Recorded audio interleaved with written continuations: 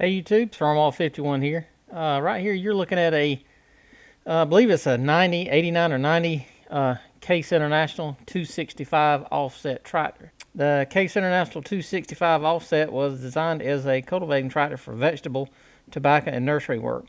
An optional high clearance front axle provided additional ground clearance and was used with 11.2-36 tires. This here is owned by a good friend of mine, Mr. John Moon.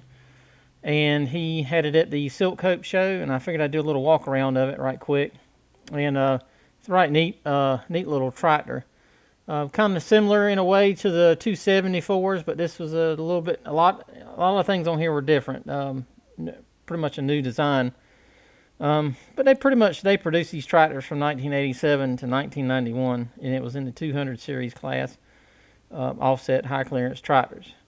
Basically, this was the replacement for the 274 after the merger by Tenneco with CaseIH, or Case and International Harvester. Had a 3-cylinder Mitsubishi diesel in it, about 27 horsepower, 9-speed synchronous transmission in it.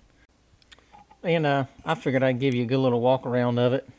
Neat, they've got a roll bar on them. I know they put canopies on them. I don't think they did not have a cab or anything, but he's pretty much got it tricked out with all the original equipment, the cultivators for the rear. You can see it has a pretty heavy duty axle. It's interesting, you know, that they kept making these tractors on into the 90s, early 90s. So you can see that there was still a demand for the offset high clearance cultivision tractors. Shipping weight was around 2,300 pounds. I imagine time you add all the fluids, it's around 2,700 pounds or so. It's pretty close to 140. I mean, if you want to get down to it. So, but yeah, everything looks pretty heavy duty. Improved, a lot of big improvements over the 274. I mean, it's just all around neat tractor to see, and the fact that they still produced it a little bit, you know, after the 140. See the rear lift here. I'm just kind of giving you a look at a lot of the components on the rear. A lot of things you can see you can see where they copied on the international parts in certain places. Of course, you know, the offset design was an international, that was what International was famous for. Yeah, he's got it tricked out with the nice set of Firestones on the rear.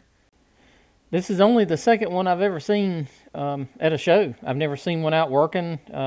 First one was 3 or 4 years ago, and this here is by far the nicest one I've ever seen. And you can see the old buzzard in the steering wheel, but it still neat to get to see one. It's something you just don't get to see every day, especially CaseIH like this. I'm guessing from what I've talked to some international dealers and things over the time, they weren't really popular. The 274 kind of started out popular, and then kind of, you know, one-row stuff was going away.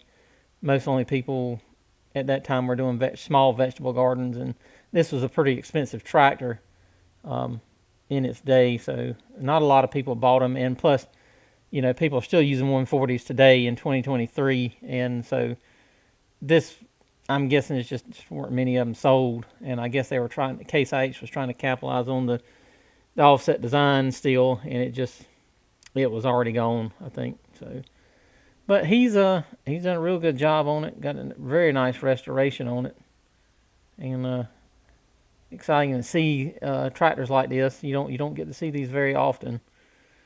So maybe one day we'll get some video of it working. And he's got some interesting equipment, and I'm glad he brought it out for us to see, and you can see. And I figured I'd give you a good little walk around.